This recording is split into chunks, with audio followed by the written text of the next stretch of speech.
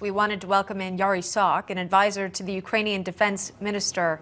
Yuriy, welcome, and thanks for coming on. As Patrick was laying out, again, your president, Vladimir Zelensky, speaking on the phone with China's Xi Jinping. Xi Jinping had just had a meeting with Russian President Vladimir Zelensky. What is the relation, Vladimir Putin, rather? What's the relationship like between Zelensky and Xi? Emma, hello and thank you very much for inviting me. Now, we have been saying for a very long time now that for us it is very important that China remains pragmatic and neutral, at least when it comes to their approach to Russia's aggression against Ukraine. It is important for us that China does not provide Russia with the weapons and with the ammunition. And it is important for us that China is one of those countries which has unequivocally recognized territorial integrity of Ukraine.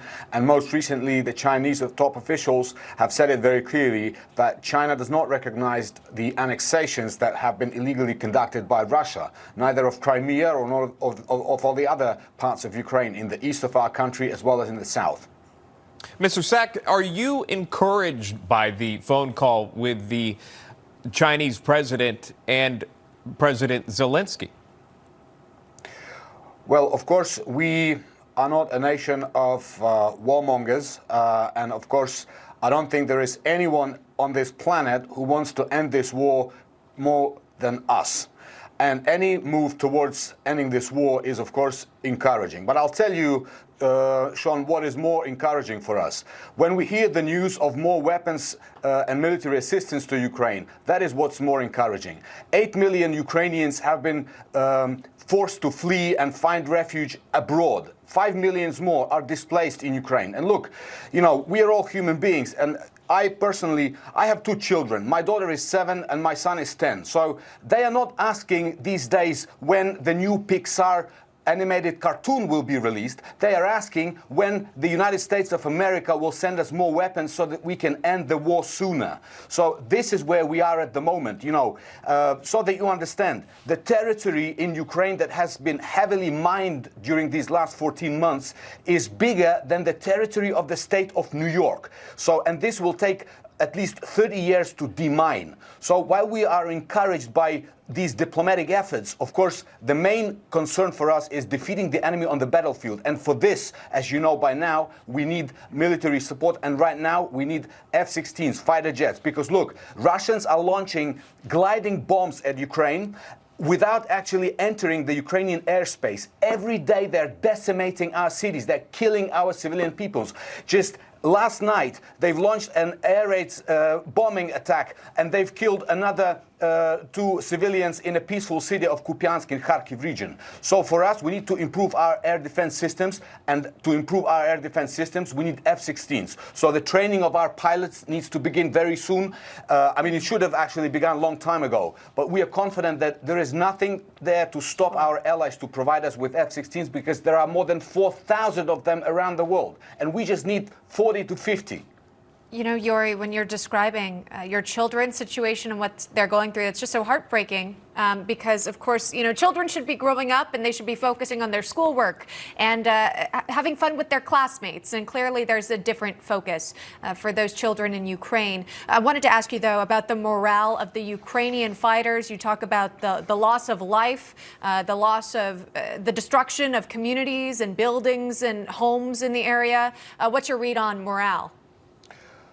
Look, when I said that 8 million Ukrainian, mostly women and children, have been forced to flee Ukraine, it is the same as me to say that, you know, more than half of these people have their husbands and wives and fathers fighting on the front lines. So I can assure you that the determination of those fighters, of those Ukrainian heroes who are now on the front lines defending our shared values and fighting the war of freedom, the determination of those people to end this war and reunite with their families and to give a hug to their children. Look, I haven't given a hug to my daughter and my son for more than 4 months now. And that's not normal because, you know, I don't want to be going around the world asking for more weapons, asking our allies, and I'm very thankful. I want to thank the American people and the American taxpayers, because trust me, we appreciate your help so much. We will be eternally grateful for this. But I don't want to be traveling the world and asking for weapons. I want to be taking my daughter to school. I want to be reading my daughter bedtime stories, and I cannot do that. Look, we are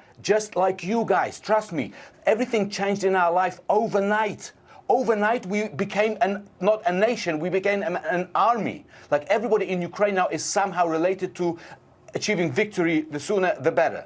I know that you mentioned the United States of America and you would like the U.S. to step up and send more weapons, more aid. The United States has done so, as you well know, which you pointed out, and thank the country for, thank the taxpayers for, billions and billions of dollars in military aid. But I'm curious to know, you do realize that the U.S. has sent more aid than any other European nation. Are you disappointed with that? Are you seeking more aid from European nations as well? What is your thought on that?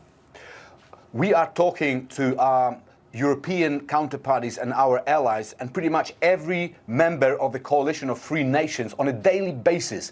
Our Minister of Defense, Alexei Reznikov, he wakes up and goes to bed with one thought: where else can I get more weapons for our army so that we can end the war sooner? Now, we are receiving a lot of assistance from our European allies as well. Trust me, we are receiving heavy artillery, we are receiving ammunition. Right now, we are even receiving tanks, and hopefully in the near future, we will start receiving fighter jets as well. But of course, you know, this is the most intense war since the Second World War. The amount of ammunition, for example, that is being used on a daily basis on the front line is staggering.